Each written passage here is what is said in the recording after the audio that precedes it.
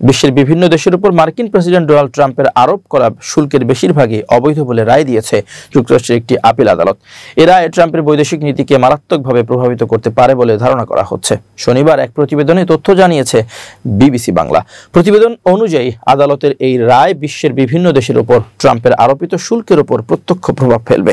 সে সঙ্গে চীন, মেক্সিকো এবং কানাডার উপর আরোপিত অন্যান্য শুল্কেও প্রভাব ফেলতে পারে এ রায়। 7-4 ভোটে দেওয়া এক রায়ে ইউএস ফেডারেল সার্কিট কোর্ট ট্রাম্পের যুক্তিকে প্রত্যাখ্যান করে বলেছে, জরুরি অর্থনৈতিক ক্ষমতা আইনের অধীনে এসব শুল্ক অনুমোদিত নয়, যে কারণে আদালত এই শুল্কারোপকে আইনের পরিপন্থী ও অবৈধ বলেও উল্লেখ করেছে। প্রতিবেদনে বলা হয়েছে 14 অক্টোবরের আগে কার্যকর হবে না এই রায়, যাতে প্রশাসন চাইলে সুপ্রিম কোর্টে মামলাটি নেওয়ার জন্য আবেদন করার সময় পায়।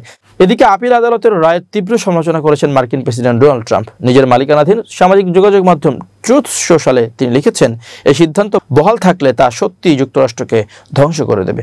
অন্তত পক্ষপাতদুষ্ট একটি আপিল আদালত ভুলভাবে বলেছে যে আমাদের শুল্ক তুলে নেওয়া উচিত, কিন্তু তারা জানে শেষ পর্যন্ত যুক্তরাষ্ট্রই জয়ী হবে। ট্রাম্প তার পোস্টে সতর্ক করে আরও লিখেন, এই শুল্ক যদি কখনো তুলে নেওয়া হয় তা হবে দেশের জন্য ভয়াবহ বিপর্যয়। এতে আমেরিকা আর্থিকভাবে দুর্বল হয়ে পড়বে, কিন্তু আমাদের শক্তিশালী থাকতে হবে।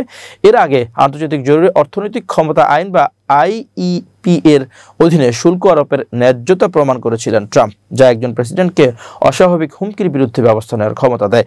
বাণিজ্যে জাতীয় জরুরি অবস্থা ঘোষণা করে তিনি দাবি করেছিলেন বাণিজ্য ঘাটতি যুক্তরাষ্ট্রের জাতীয় নিরাপত্তার জন্য ক্ষতিকর। কিন্তু নতুন রায়ে আপিল আদালত বলেছে শুল্ক আরোপ করা প্রেসিডেন্টের এখতিয়ার নয়, এটি কংগ্রেসের মূল ক্ষমতার অন্তর্ভুক্ত।